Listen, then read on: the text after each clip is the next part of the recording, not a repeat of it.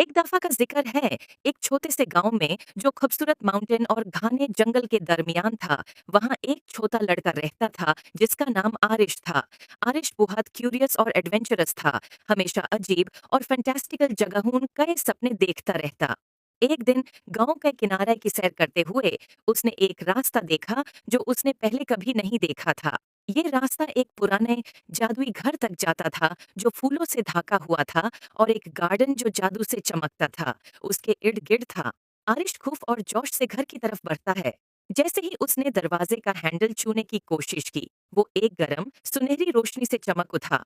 दरवाजा खुद ब खुद खुल गया, जैसे कि वो उसको बुलाता हो। अंदर घर अजीब और शानदार चीजों से भरा हुआ था। किताबें जो राज बताती थीं, पेंटिंग्स जो हरकत करती थीं और फर्नीचर जो अपनी ही धुन पर नचता था। जब आरिश घर को देख रहा था, उसकी मुलाकात एक बारी उल्लू से हुई जो बोल सकता था। उल्लू का नाम ही ओलिवर था। ओलिवर ने आरिश को समझाया कि ये घर जादू की एक दुनिया है और ये किसी ऐसे शख्स का इंतजार कर रहा था जिसका दिल पाक हो ताकि उसके राज मालूम हो सकें। घर का अपना एक मैजिक था जो अपना जादू उन लोगों से शेयर करना चाहता था जो इसके लायक थे। ओलिवर ने आरिश को घर के अंदर घूमने में मदद की और उसे अद्भुत कमरे दिखाए। एक गार्डन जहां फूल मिलकर गाते थे, एक लाइब्रेरी जहां हर किताब एक अलग दुनिया का दरवाजा थी और एक रसोई जहां मसाले और इंग्रेडिएंट्स खुद नाच कर खाना बनाते थे। हर कमरा एक नया राज था और आरिश ये देखकर बहुत खुश होया। लेकिन घर ने आरिश के लिए एक छोटा सा इम्तिहान भी रखा था। घर के सबसे गहराई हिस्से में एक ताला लगा हुआ कमरा था जो सिर्फ वो खोल सकता था जो सच्चे दिल से जादू पे यकीन करता हो। ओलिवर ने आरिश को एक चाबी दी और कहा कि अपने दिल पर भरोसा करो।